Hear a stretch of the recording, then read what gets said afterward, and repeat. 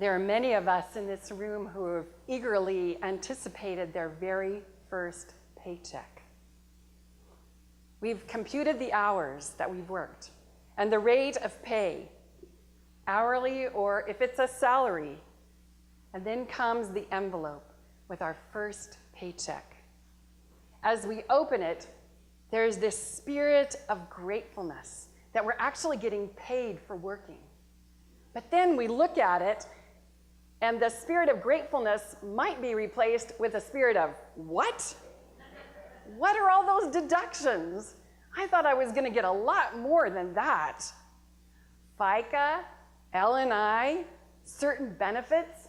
And as you know, the older we get, those paychecks get more complicated. And yet, the longer we work, the longer we understand. How many of you have explained FICA or L&I payroll taxes to somebody else?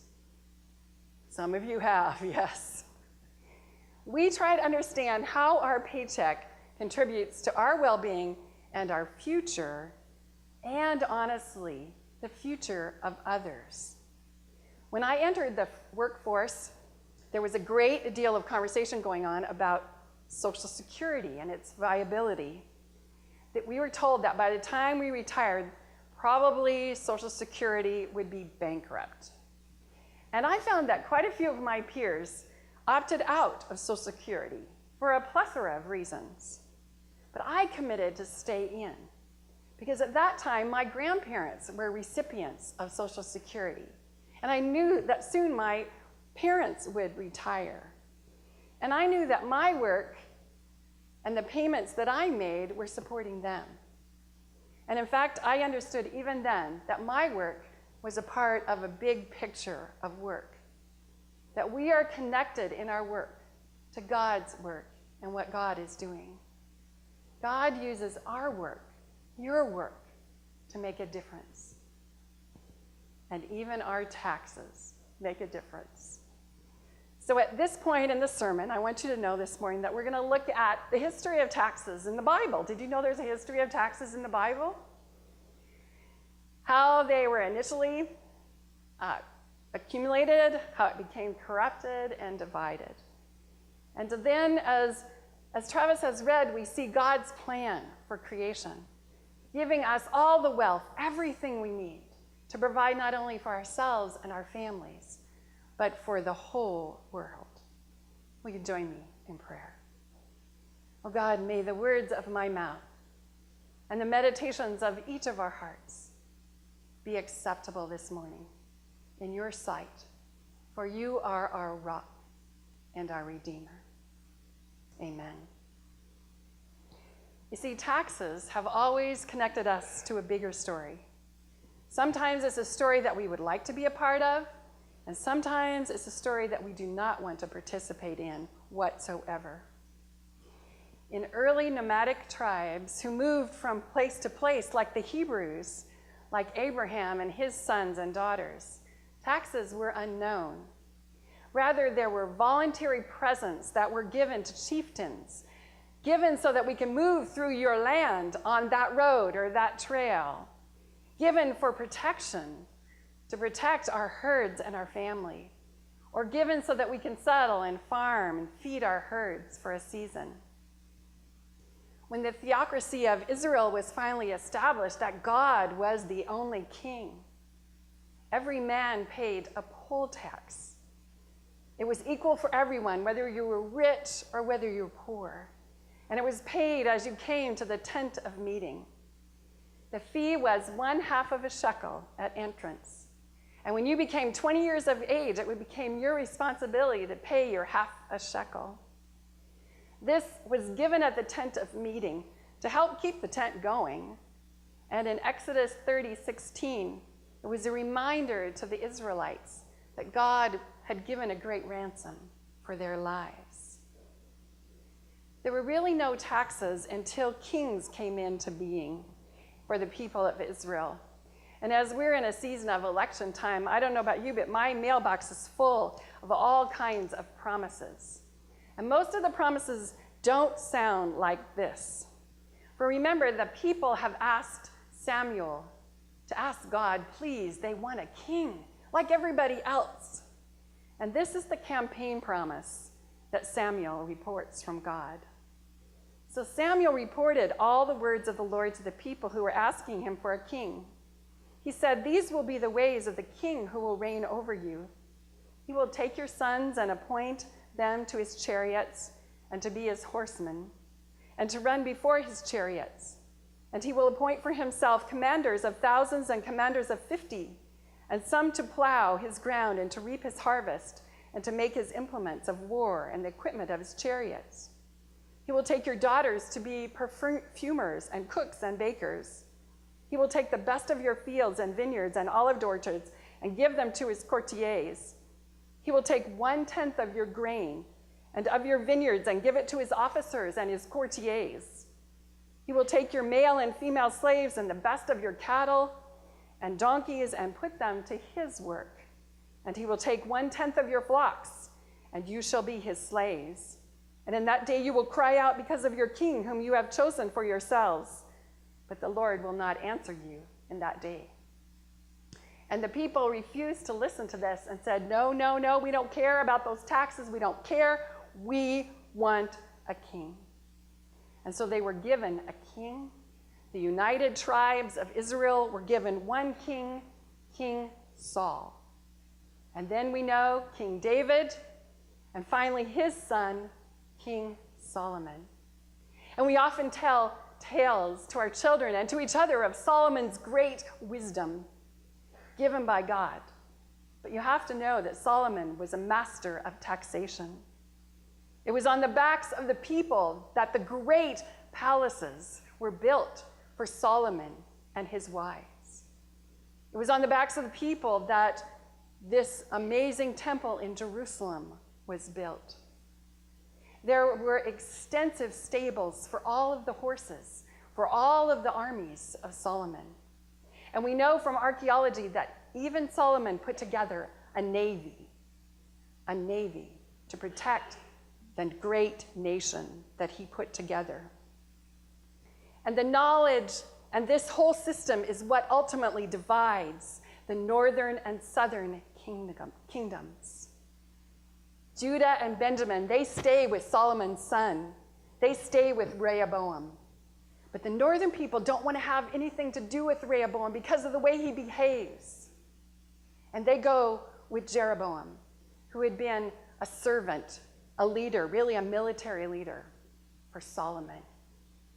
When the son of Solomon is trying to figure out how to lead the people, he goes to the wise leaders, the old men, and he asks them, "How shall I move to be king of all these people?" And they told him, and we read it in 1 Kings, "Be kind to people, care for them, be gracious to them, don't tax them, don't hurt them."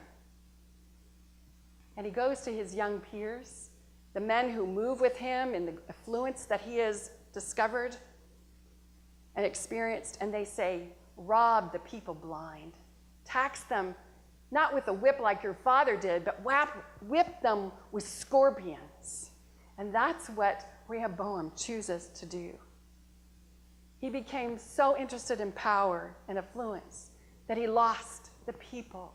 And the nation was divided, and it has never been reunited again in that manner as it was under Solomon. This story of taxation is a story that is a part of our early American history. We all know it. For the American colonies is a story of people not wanting to be taxed without representation. People wanting to decide for themselves how they will choose to care for one another. And we elect officials in the state and at the nation to fulfill the laws and the institutions that have been put together in the past and to refine them and keep them strong. As you know, as Christians, in the early 1600s and 1700s in this nation, there were very few public institutions. Rather, it was the Christians who were starting the schools and the hospitals. Christians like you and I who met in class meetings, our foremothers and fathers, who met and studied and listened to God's Spirit speak to them, had their souls quickened, and then stepped out into society to make a difference, to address the evils of society. These are powerful stories that our forebears carry. This week, as Methodists, we gathered at the Quay at the Red Lion here in Vancouver. We came from Alaska and Washington and Idaho and Oregon, clergy, because when the bishop says come, we come. We came to the Quay, and everyone was very mindful. They were told the story that this was the last big conference at the Red Lion Quay in Vancouver. And they were told of the stories of how that hotel, that restaurant have been an important part, a meeting place in this community for many, many years, and how a new economic thing is happening in Vancouver, and will it move us forward? And the prayer was, we hope so. But each one there was very mindful of those that were working a last conference for the very final time. Our speaker for this event was Dr. Kevin Watson, who came from Candler, and he talked to us about class meetings. And I must say that our spiritual growth team here, under the leadership of Mike Pevere, has already read or is reading these 2 books that have been written by Dr. Watson. He talked to us about how the class meeting began to disappear from Methodist churches in the 19th century. Began to disappear as the Sunday school began to rise up and as pew taxes were instituted in the Methodist church. He talked to us about somebody that I've studied a lot, John Hale Vincent, who was a prominent Methodist pastor in the Sunday school movement in the 1800s, a pastor in Ohio, who started the uniform lesson plans and worked with all the denominations to adopt one curriculum. And in fact, while we're in here right now, that curriculum is being studied by a Sunday school class that is led by John Burruff in the room right over there in our workroom. This church has been using those uniform lessons for many, many years. He is also a pastor who started designing worship places called the Akron Plan, where there'd be a big sanctuary in the middle and Sunday schools around the edges. You see, John Hale Vincent believed that the class movement was over and tent meetings were over, and we needed rather to come together for Sunday school and instruction as Methodists. He had a profound influence in the Methodist Church. And in fact, he even was one who helped start the Chautauqua movement. These pew taxes, he told us, were instituted because Methodists were used to meeting in simple clapboard meeting houses. And some of the other denominations had really big, fancy churches with high steeples, soft pews, and they had organs. And so the only way they were going to raise the money for this was to do pew taxes. Now, many of you probably know that every pew was given a value.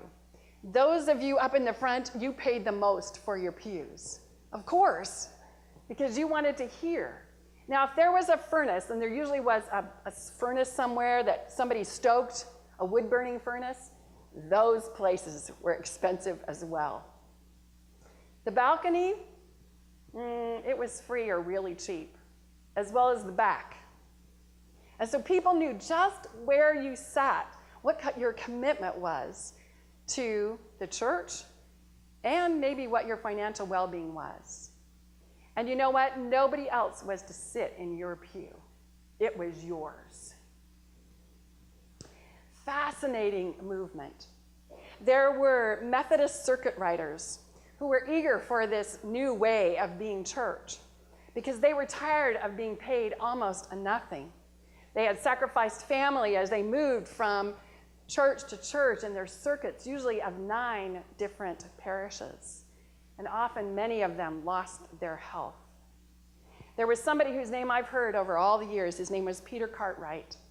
He was known as a croaker because he croaked and croaked about the fact that he believed pew taxes were wrong and Sunday school was wrong, and we needed to continue the class meetings, and we needed to continue to have circuit pastors, not permanent pastors.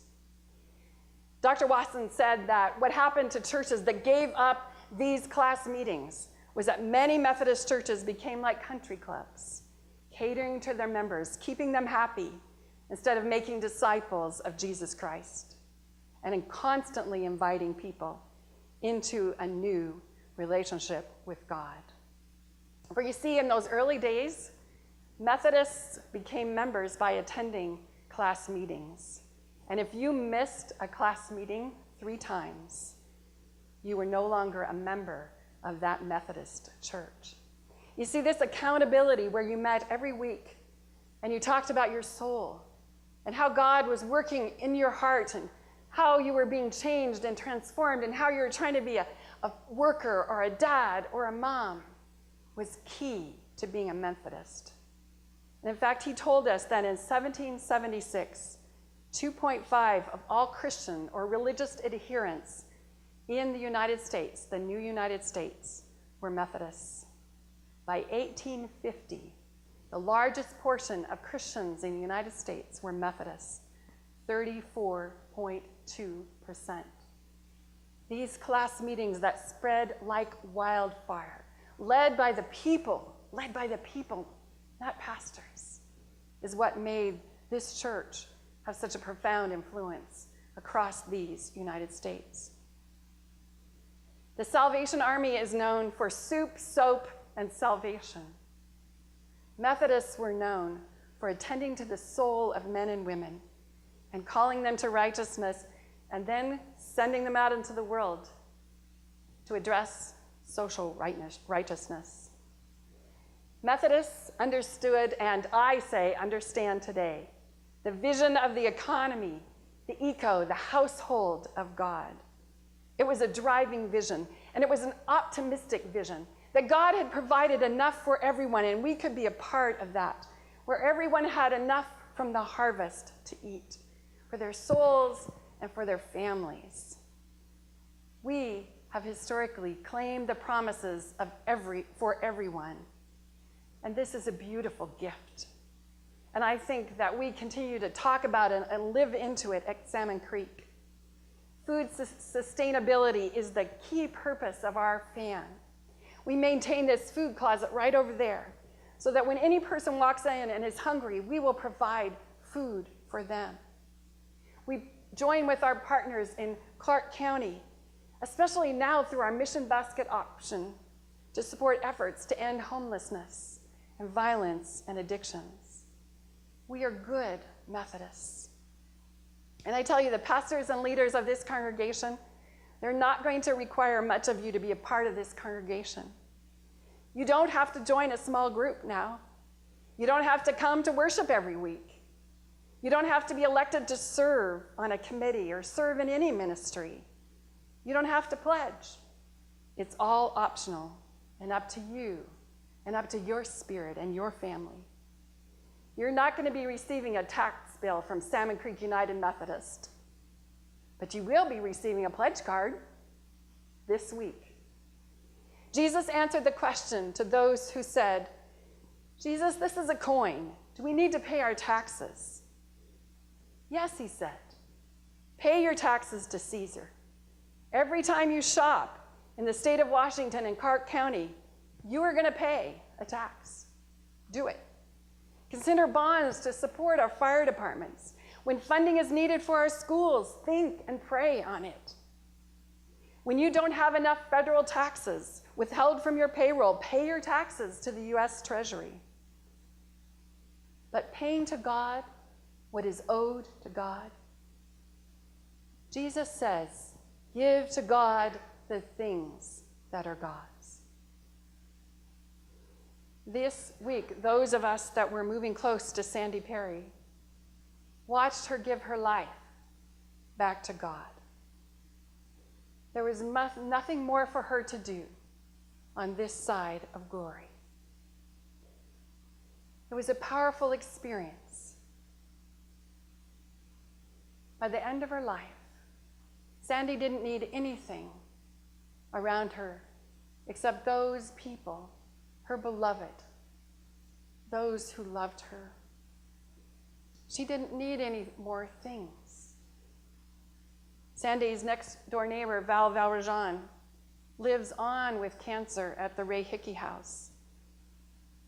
And Val will tell you that she is only living for God and for his son, Jesus Christ. She cannot do anything anymore except love. When we encounter this kind of witness, I believe we must step back and take stock of our own lives. What really matters? For me, it means that we must give our time to invest now in spiritual things, things that are eternal, things that last a lifetime. It means that we must build our vocabulary of faith, that we must practice the words and the concepts. We must practice talking about our soul and what we believe so that we can do it all the days of our lives. We must tap into spiritual wisdom that is available to us in the daily decisions that we make in our lives. And we must work on our human relationships in our own families and in the families around us, no matter how hard and challenging it is, always counting on the power of God to infuse all that we are. We must give our talents to lift up others and to serve others. We must tithe our treasure to make a difference in the world now through our own church and through the other institutions that address the issues that we value. We must invest. We are a congregation of all ages and experiences. Some of you have been taxing yourselves for a lifetime, investing carefully in the things of God, trusting that you are a part of a cosmic adventure, that you are a part of a God who created everything and has provided everything that we need. Others have just begun this journey. And I can promise you this morning with all confidence, because of the many witnesses that I have seen, the saints, that the practices that you and I commit to today will make a difference in the lives of many for eternity. God has called you to be stewards of all that God has given. Let us tax ourselves for the glory of God. Amen.